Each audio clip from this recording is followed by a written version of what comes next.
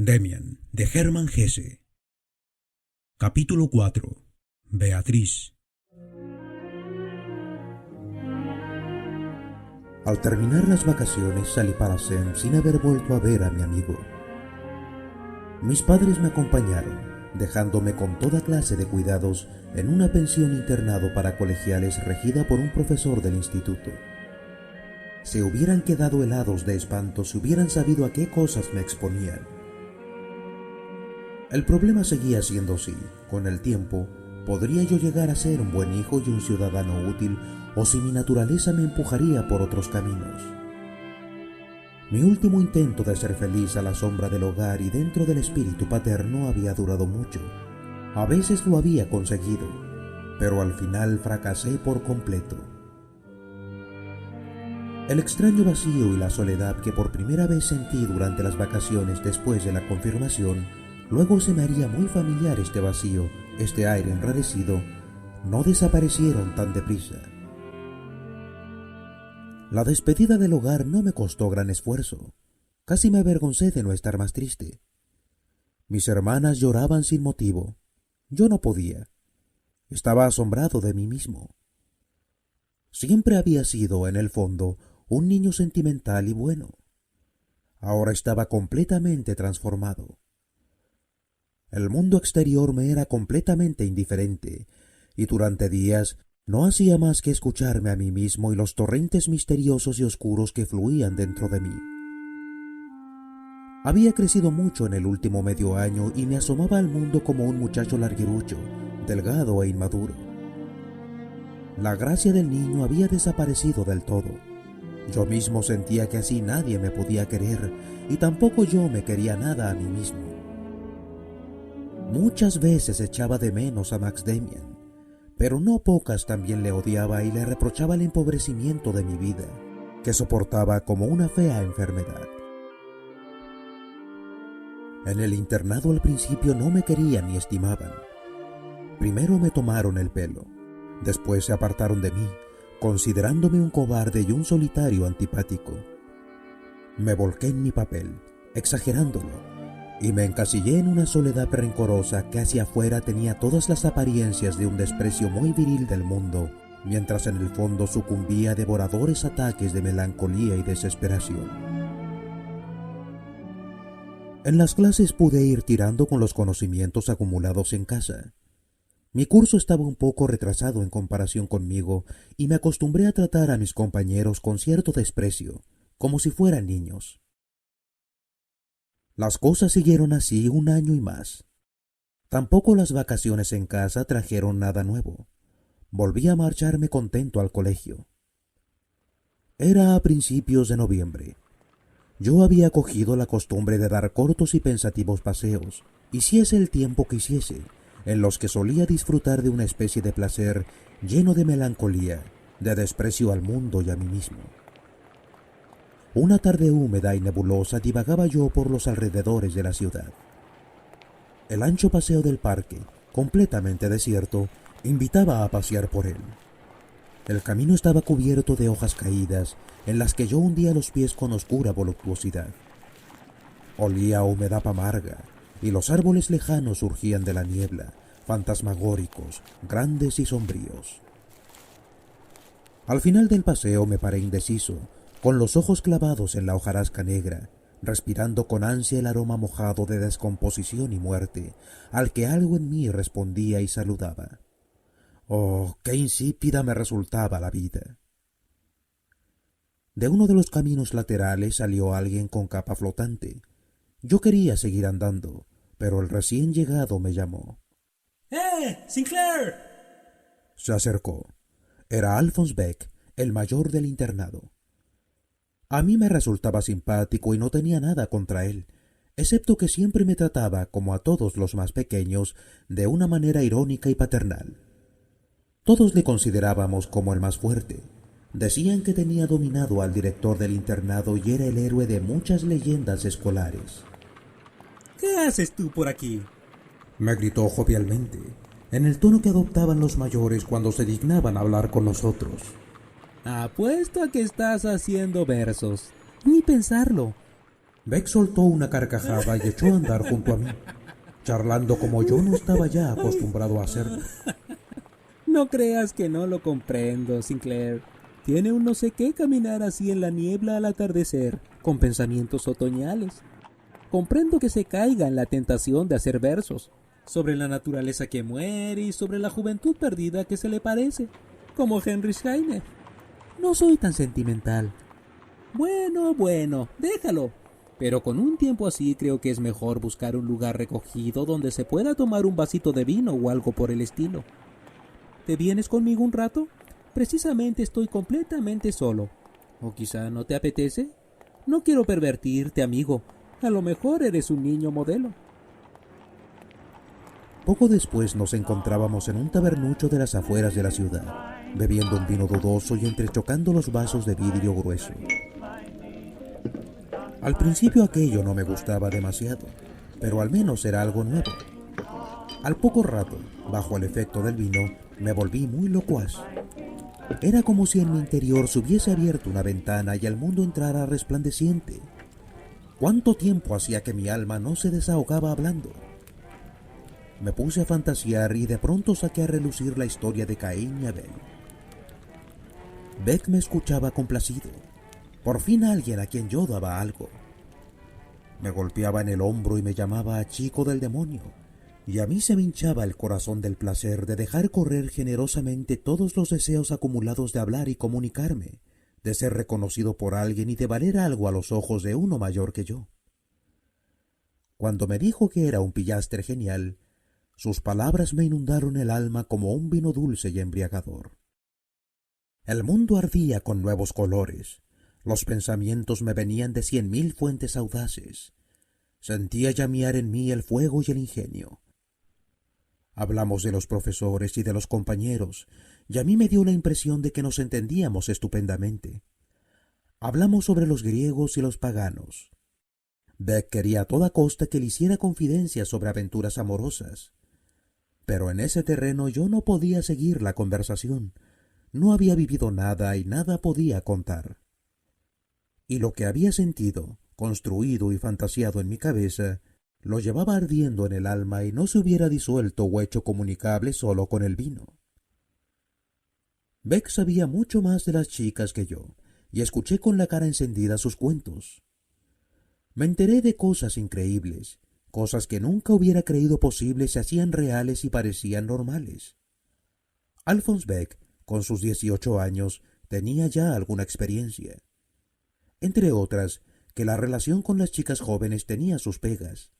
No querían más que carantoñas y galanterías, y eso estaba bien, pero no era lo verdadero. De las mujeres se podía esperar mucho más. Las mujeres eran más razonables. Por ejemplo, la señora Hagelt, la de la tienda de cuadernos y lapiceros, con esa se podía uno entender, y las cosas que habían sucedido detrás del mostrador no eran para contarlas. Yo estaba fascinado y aturdido.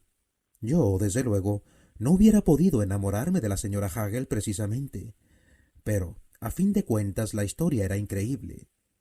Parecía que había posibilidades, por lo menos para los mayores, que yo nunca hubiera imaginado.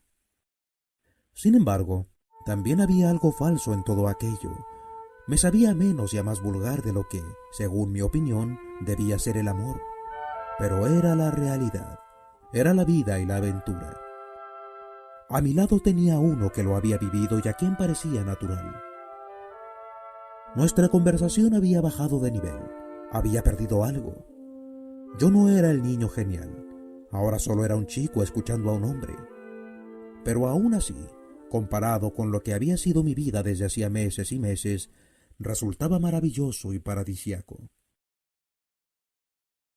Además fui dándome cuenta de que todo lo que estaba haciendo, desde estar en la taberna hasta el tema de nuestra conversación, estaba prohibido terminantemente. Saboreaba al menos el espíritu rebelde de la situación. Recuerdo con todo detalle aquella noche. Al volver los dos a casa, tarde, bajo los faroles mortecinos, en la noche fresca y mojada, iba borracho por primera vez en mi vida. No era nada grato, sino muy desagradable. Y sin embargo, hasta esto tenía algo, un atractivo, una dulzura. Era la rebelión y la orgía, la vida y el espíritu. Beck se portó muy bien conmigo, aunque iba enfadado y me regañaba por novato. Me llevó casi en brazos hasta el internado, donde consiguió que entráramos, sin ser descubiertos, por una ventana abierta. Al despertar de la borrachera, tras un breve y mortal sueño, me sobrevino una desesperada tristeza. Me erguí en la cama, aún con la camisa del día anterior. Mi ropa y mis zapatos andaban tirados por el suelo y olían a tabaco y a vomitona. Entre dolores de cabeza, vértigo y una cepa abrasadora, en mi alma surgió una imagen con la que hacía tiempo que no me enfrentaba. Vi mi ciudad natal y la casa de mis padres, a mi padre y a mi madre, a mis hermanas, el jardín, mi dormitorio tranquilo y acogedor, el colegio y la plaza mayor. Vi a Demian, las clases de religión. Y todo era diáfano y estaba como bañado en luz. Todo era maravilloso, divino y puro. Y todo, en ese momento me daba cuenta, me había pertenecido hasta hacía unas horas. Me había estado esperando. Y ahora, solo ahora, en este momento, había desaparecido. Ya no me pertenecía, me excluía, me miraba con asco. Todo el amor y el cariño que me habían dado mis padres, remontándome hasta los más lejanos y dorados paraísos de la infancia. Cada beso de mi madre, cada Navidad, cada mañana de domingo clara y piadosa, cada flor del jardín. Todo estaba destrozado. Yo había pisoteado todo con mis pies. Si ahora hubieran aparecido unos esbirros y me hubieran agarrado y conducido al patíbulo, por descartado y sacrílego, habría estado de acuerdo. Les hubiera seguido con gusto y me hubiera parecido justo y bien. Así era yo en el fondo. Yo que despreciaba a todo el mundo. Yo que sentía el orgullo de la inteligencia y compartía los pensamientos de Demian. Así era yo, una infame basura, borracho y sucio, asqueroso y grosero, una bestia salvaje dominada por horribles instintos. Este era yo, el que venía de los jardines donde todo es pureza, luz y suave delicadeza, el que había disfrutado con la música de Bach y los bellos poemas. Aún me parecía escuchar con asco y con indignación mi propia risa, una risa borracha, descontrolada, que brotaba estúpidamente a borbotones. Así era yo. A pesar de todo, constituía casi un placer sufrir estos tormentos. Había vegetado tanto tiempo ciego e insensible, y mi corazón había callado tanto tiempo, empobrecido y arrinconado, que esta autoacusación, este horror, todo este sufrimiento espantoso del alma, era un alivio. Eran al menos sentimientos, sentimientos ardientes en los que latía un corazón. Desconcertado, sentí en medio de la miseria algo así como una liberación y una nueva primavera. Sin embargo, visto desde fuera, iba yo decididamente cuesta abajo. La primera borrachera dejó pronto paso a otras nuevas. En nuestro colegio se iba mucho de juerga a las tabernas, y yo era uno de los más jóvenes entre los asiduos. Pronto dejé de ser considerado como un chiquillo al que se tolera y me convertí en un cabecilla, famoso y atrevido cliente de las tabernas. Volví a pertenecer por completo al mundo oscuro, al demonio, y en ese mundo me consideraban un tipo sensacional. A todo esto, yo me sentía muy mal. Vivía en una orgía autodestructiva y constante, y mientras mis compañeros me consideraban un cabecilla y un jabato, un muchacho valiente y juerguista, mi alma atemorizada aleteaba llena de angustia en lo más profundo de mi ser. Recuerdo que al salir de una taberna un domingo por la mañana me brotaron las lágrimas al ver a unos niños jugando en la calle, limpios y alegres, recién peinados y vestidos de domingo. Y mientras yo me divertía y a menudo, en torno a una mesa sucia en tabernas de baja estofa, asustaba a mis amigos con mi inaudito cinismo, tenía en el fondo del corazón un gran respeto por todo aquello que ridiculizaba, y en mi interior me arrodillaba ante mi alma, ante mi pasado, ante mi madre, ante Dios. Que yo nunca me compenetrara con mis compañeros, que permaneciera solitario entre ellos, tenía su explicación.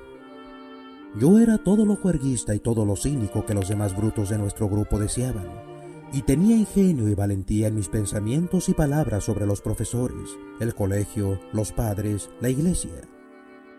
También aceptaba los chistes obscenos y hasta me animaba a hacer alguno. Pero nunca acompañaba a mis compinches cuando iban en busca de chicas. Me encontraba solo y lleno de un profundo deseo de amor, un deseo desesperado, en tanto que mis palabras eran las de un libertino redomado. Nadie era en este punto tan vulnerable y tímido como yo.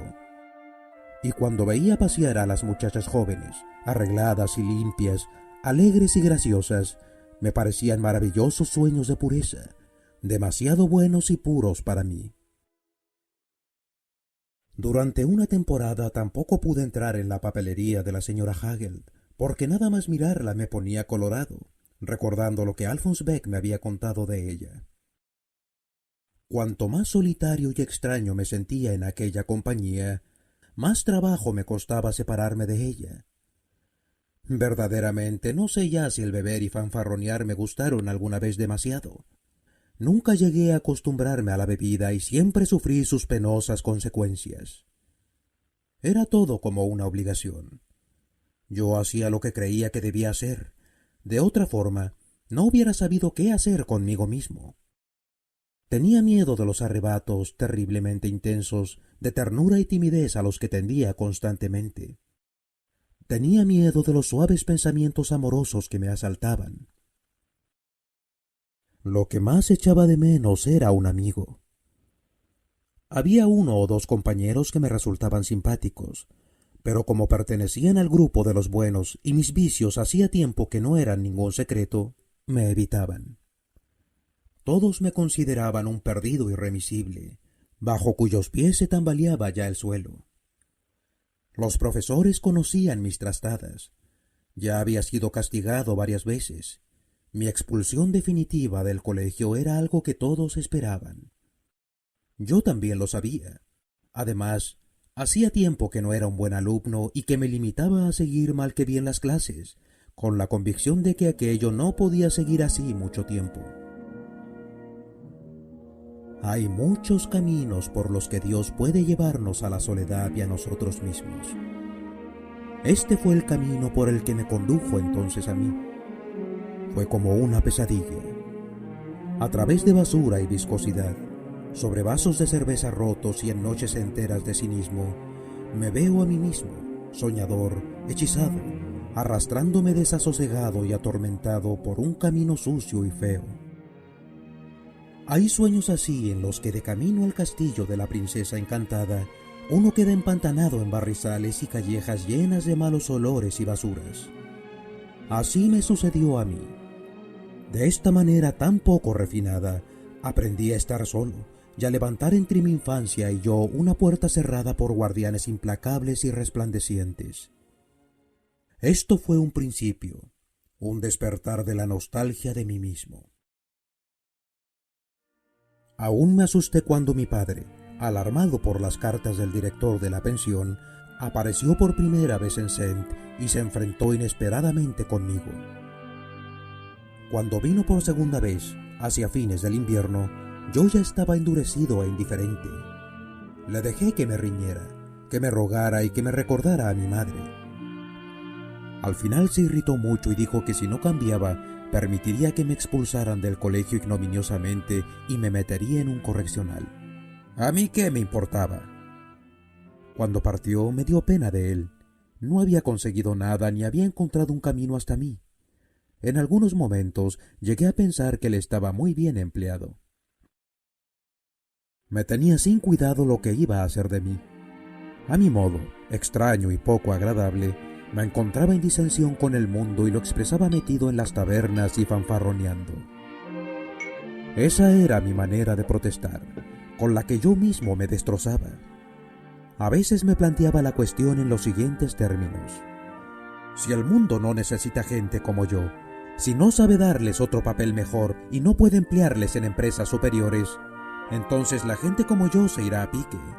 Muy bien, Que el mundo cargue con eso. Las vacaciones navideñas de aquel año fueron bastante tristes. Mi madre se asustó al verme. Había crecido aún más y mi rostro delgado tenía un aspecto gris y demacrado, con rasgos cansados y párpados enrojecidos. La primera sombra de bigote y las gafas que llevaba desde hacía poco me hacían más extraño a sus ojos. Mis hermanas retrocedieron entre risitas. Todo fue muy enojoso. Enojosa y amarga la conversación con mi padre en su despacho. Enojoso saludar a los parientes. Enojosa sobre todo la Nochebuena. Aquel había sido siempre el gran día de nuestra casa, la noche de la fiesta y el amor, de la gratitud, de la renovación de la alianza entre mis padres y yo. Esta vez todo resultó agobiante y embarazoso. Como siempre, mi padre dio lectura al Evangelio de los pastores que cuidan sus rebaños en el campo. Como siempre, mis hermanas contemplaron deslumbradas sus regalos. Pero la voz de mi padre tenía un tono desgarrado y su rostro parecía envejecido y abrumado. Mi madre estaba triste y a mí todo me resultaba desagradable y penoso. Los regalos y las felicitaciones, el Evangelio y el árbol de Navidad. Las pastas navideñas olían dulces y exhalaban nubes de recuerdos más dulces aún. El árbol de Navidad despedía su perfume, hablando de cosas que ya no existían. Yo deseaba intensamente que llegara el fin de la noche y de las fiestas. Y así prosiguió todo el invierno. El claustro de profesores me acababa de amonestar de nuevo y me amenazaba con la expulsión. Aquella situación no iba a durar mucho. Por mí, sentía un especial rencor contra Max Damian. Durante todo este tiempo no le había vuelto a ver. Al principio de mi estancia en Saint le había escrito 2 veces, pero sin recibir respuesta. Por eso no fui a visitarle tampoco durante las vacaciones. En el mismo parque donde había encontrado en el otoño a Alphonse Beck, vi al comenzar la primavera, precisamente cuando los matorrales empezaban a ponerse verdes, a una muchacha que me llamó la atención. Yo había salido a pasear solo, lleno de pensamientos y preocupaciones desagradables porque mi salud estaba debilitada y además me encontraba constantemente en apuros económicos. Debía ciertas cantidades a mis compañeros, tenía que inventar gastos necesarios para que me mandaran algo de casa, y había dejado acumular en varias tiendas cuentas de cigarros y cosas por el estilo. No es que estas preocupaciones fueran muy profundas.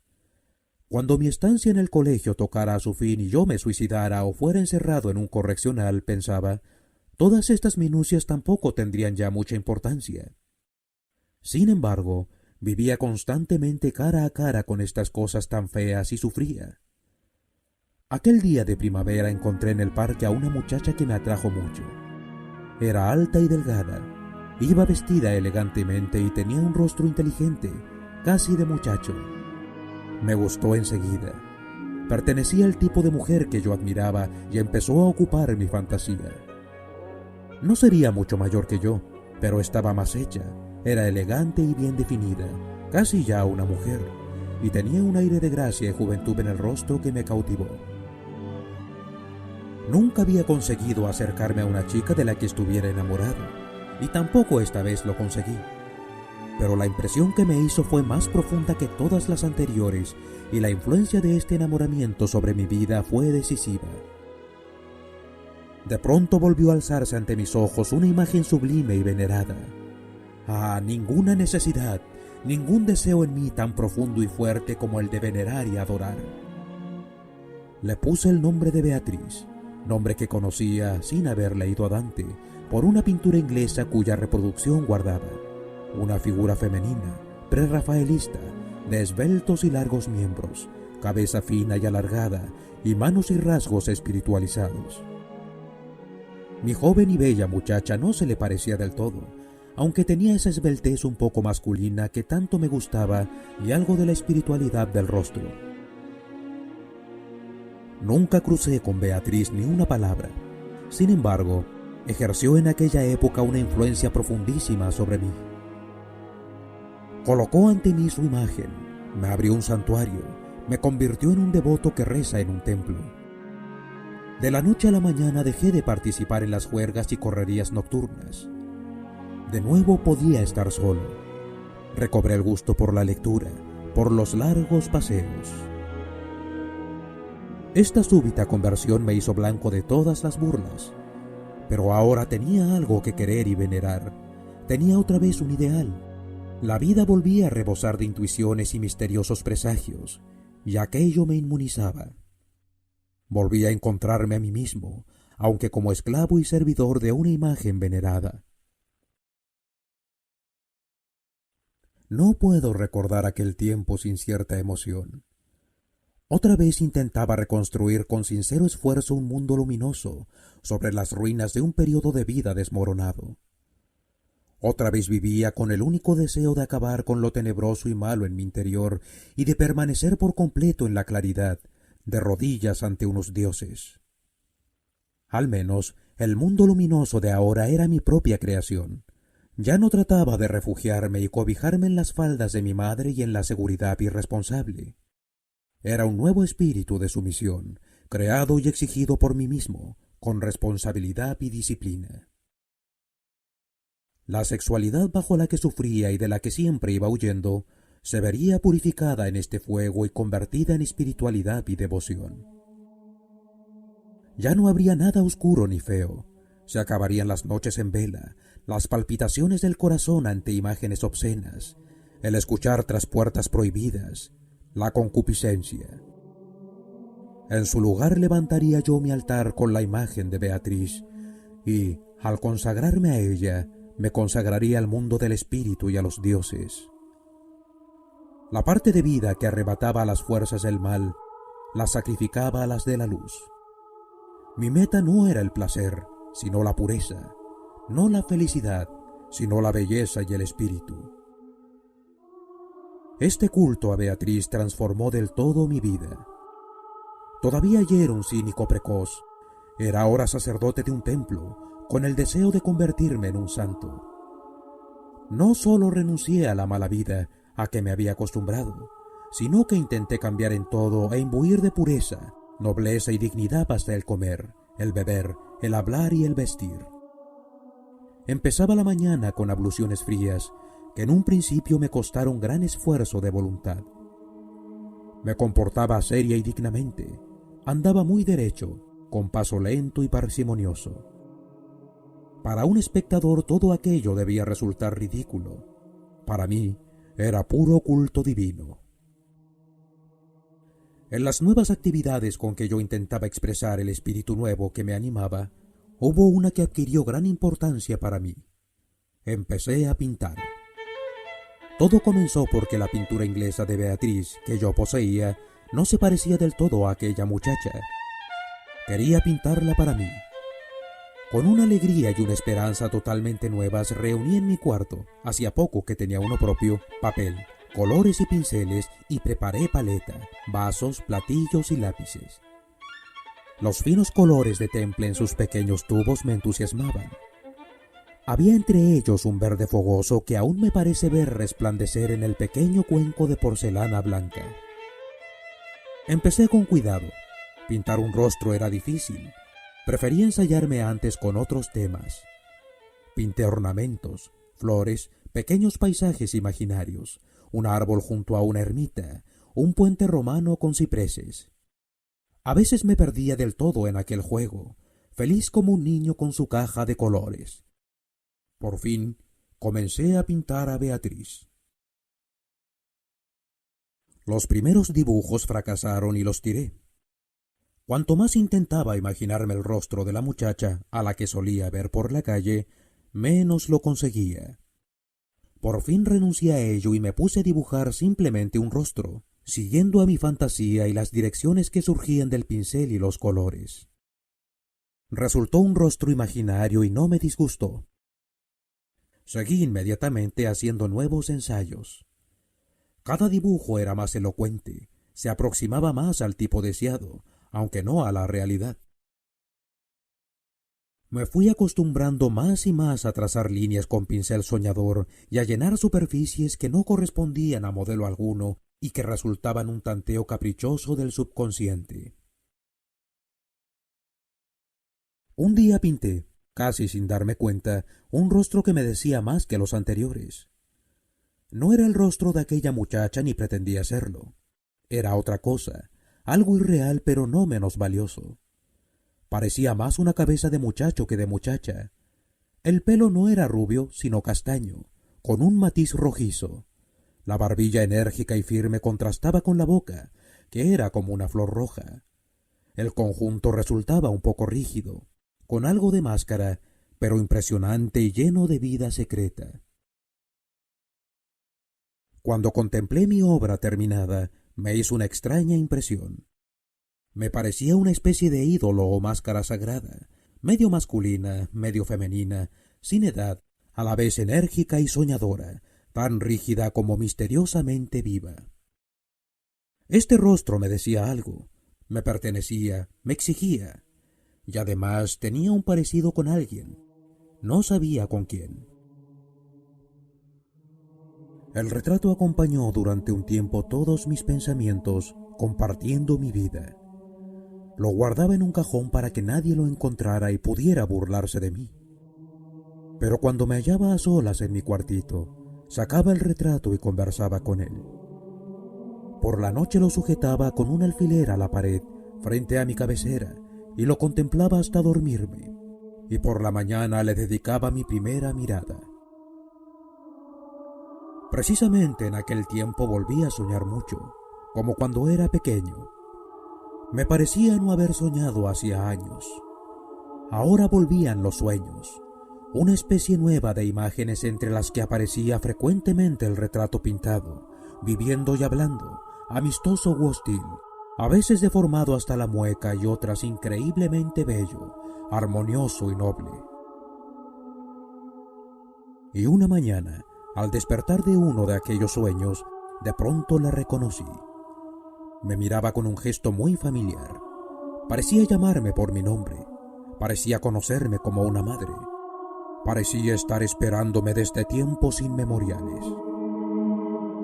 Con el corazón palpitante, contemplé la pintura, el pelo castaño y espeso, la boca blanda, casi femenina, la frente firme, extrañamente clara.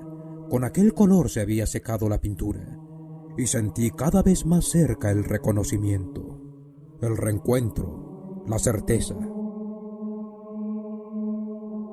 Salté de la cama, me planté delante del retrato y lo miré de cerca, directamente a los ojos, dilatados, verdosos y fijos, uno de los cuales, el derecho, estaba más alto que el otro. Y de pronto este parpadeó leve pero perceptiblemente. En este parpadeo reconocí al retratado. ¿Cómo pude haber tardado tanto? Era el rostro de Demian. Más tarde comparé muchas veces mi obra con los verdaderos rasgos de Demian, tal como los recordaba. No eran los mismos, aunque sí parecidos. A pesar de todo, era Demian. Un atardecer, al principio del verano, el sol entraba oblicuo y rojo por mi ventana que daba al oeste. Mi habitación iba quedando en la penumbra. Entonces se me ocurrió sujetar el retrato de Beatriz o de Demian al marco de la ventana y observar cómo lo atravesaba a la luz del crepúsculo. El rostro desapareció, sin contornos, pero los ojos enmarcados de rojo. La claridad de la frente y la boca intensamente roja ardían profunda y violentamente sobre la superficie blanca.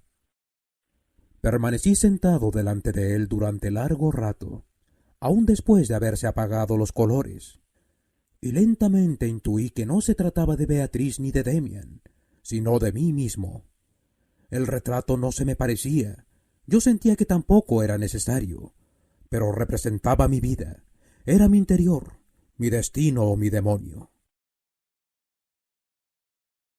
Así sería mi amigo si volvía a encontrar uno. Así sería mi amada si alguna vez tenía una. Así sería mi vida y mi muerte.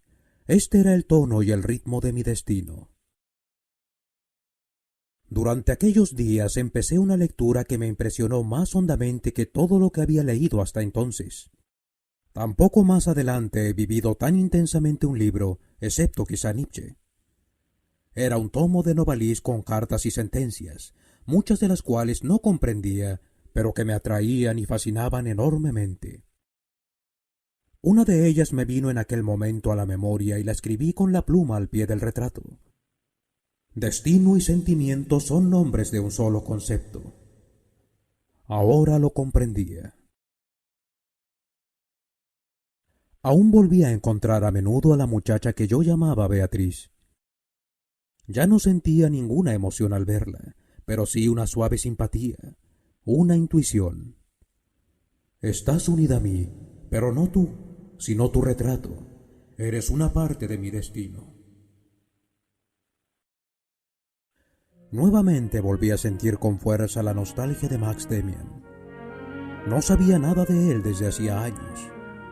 Le había visto una sola vez durante las vacaciones. Ahora me apercibo de que he omitido este breve encuentro en mis anotaciones y veo que lo he hecho por vergüenza y amor propio. Tengo que repararlo.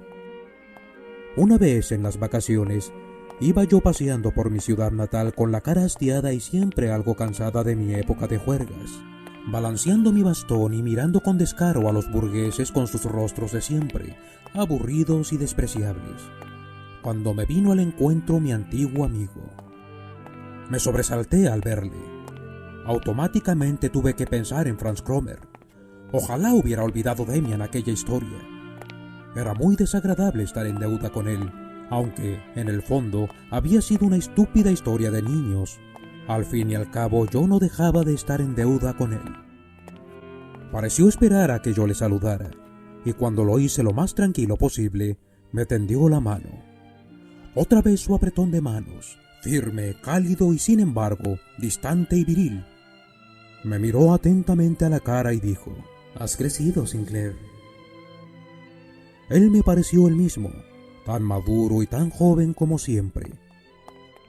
Se unió a mí y dimos un paseo. Hablamos de muchas cosas sin importancia, pero nada sobre el pasado. Recordé que le había escrito varias veces sin recibir contestación. Ojalá hubiera olvidado también las estúpidas cartas. Él no habló de ellas. Entonces aún no existía Beatriz ni el retrato. Me encontraba en mi época de disipación. En las afueras de la ciudad le invité a entrar conmigo en una taberna. Me acompañó. Yo encargué con mucha jactancia una botella de vino. Llené los vasos, brindé con él y me mostré muy familiarizado con las costumbres estudiantiles. El primer vaso lo vacié de un tirón. ¿Vas mucho a la taberna? Pues sí, ¿qué va uno a hacer? En fin de cuentas, es lo más divertido. ¿Tú crees? Puede ser. Desde luego, la embriaguez, lo báquico, tienen su misterio. Pero me parece que la mayoría de la gente que anda sentada en las tabernas no tiene idea de eso. Me da la impresión que precisamente el meterse en las tabernas es algo muy adocentado. Lo bueno sería pasar una noche entera con antorchas encendidas en una verdadera orgía desenfrenada. ¿O acaso puedes imaginarte a Fausto sentado noche tras noche en la taberna? Yo bebí y le miré con hostilidad. Bueno, no todos somos Fausto. Me miró un poco sorprendido. Luego se echó a reír con la frescura y la superioridad de siempre. Va, ¿para qué discutir? En todo caso, es probable que la vida de un borracho y libertino sea más animada que la del ciudadano intachable. Y además, he leído una vez, el libertinaje es la mejor preparación para el misticismo. Siempre son hombres como San Agustín los que se convierten en profetas. También él fue antes un disoluto y un hombre de mundo. Yo sentía desconfianza y no quería dejarme dominar por él. Así contesté muy indiferente. Sí, cada cual según su gusto. A mí, si quieres que te sea sincero, no me interesa ser profeta o algo parecido.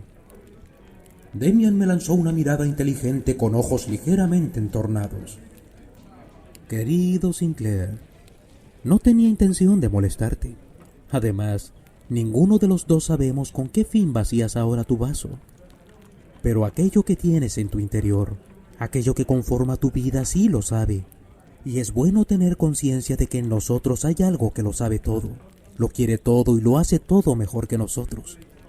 Pero perdona, tengo que irme a casa. Nos despedimos brevemente. Yo me quedé muy malhumorado. Vacié aún la botella y al marcharme me encontré con que Demian había pagado. Aquello me molestó aún más. Mis pensamientos se concentraban en este pequeño suceso y Demian los ocupaba a todos. Las palabras que pronunció en aquella taberna en las afueras de la ciudad me volvieron a la memoria, frescas e indelebles. Y es bueno tener conciencia de que en nosotros hay algo que lo sabe todo. ¿Qué ganas tenía de ver a Demian? No sabía nada de él ni estaba a mi alcance.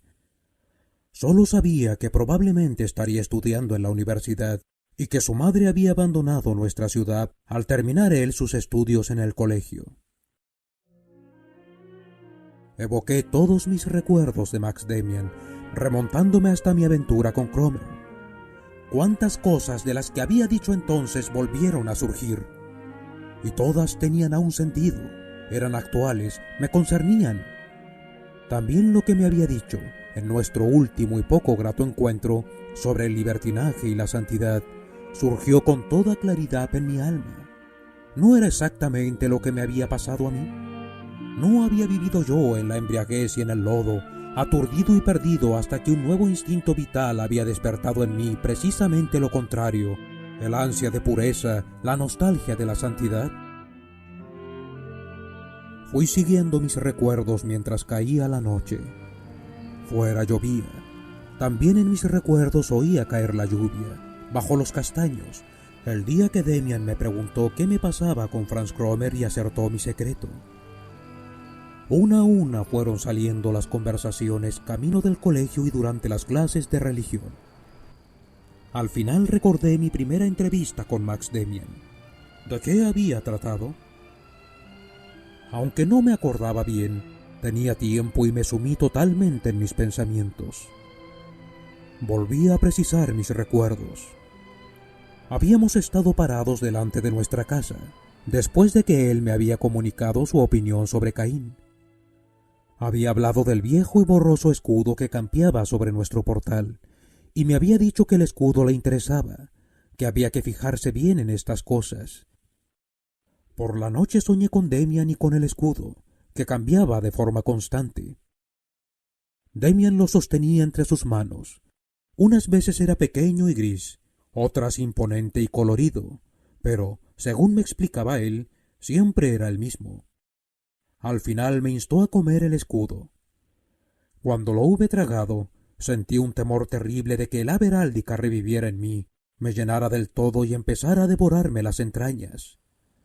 Lleno de terror me desperté. Era aún noche cerrada. Me despabilé y oí que la lluvia caía dentro de la habitación.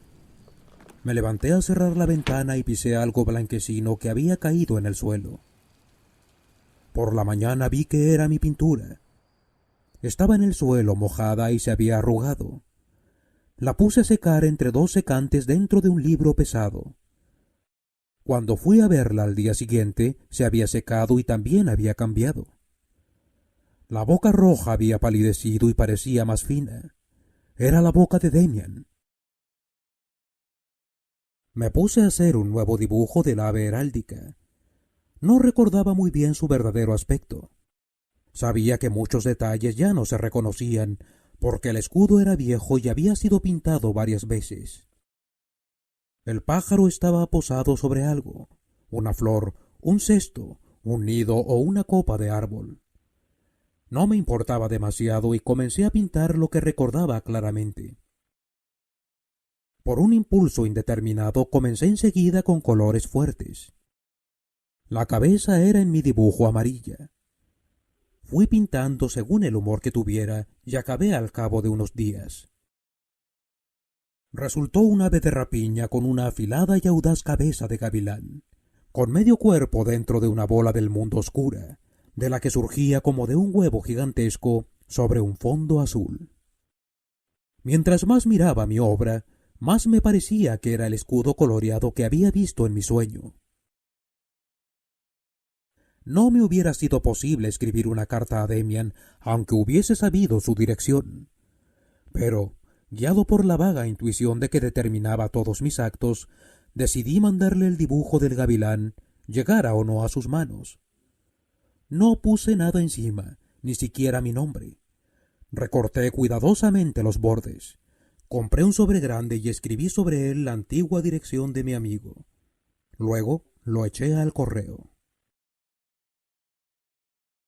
Se aproximaba un examen y yo tenía que estudiar más que de costumbre para el colegio. Desde que había abandonado aquella conducta despreciable, los profesores me habían acogido otra vez con benevolencia. Tampoco era ahora un buen alumno, pero ni yo ni nadie se acordaba ya de que medio año antes todos habían dado como probable mi expulsión del colegio. Mi padre volvió a escribirme en el tono de antes, sin reproches ni amenazas. Pero yo no sentía la necesidad de explicarle a él o a quien fuera cómo se había producido aquel cambio. Era pura casualidad que hubiera coincidido con los deseos de mis padres y profesores. En cambio, no me acercó más a los compañeros. No me acercó a nadie, solo me hizo más solitario. Pero me impulsaba hacia Demian, hacia un destino lejano. Yo mismo no lo sabía, pues me encontraba en el centro de la corriente. Todo había comenzado con Beatriz, pero desde hacía tiempo vivía con mis dibujos y mis pensamientos sobre Demian en un mundo tan irreal que la había perdido totalmente de vista, incluso en mis pensamientos. No hubiera podido contar a nadie una palabra de mis sueños, esperanzas y transformaciones interiores, aunque hubiera querido. Pero, ¿cómo lo iba a querer?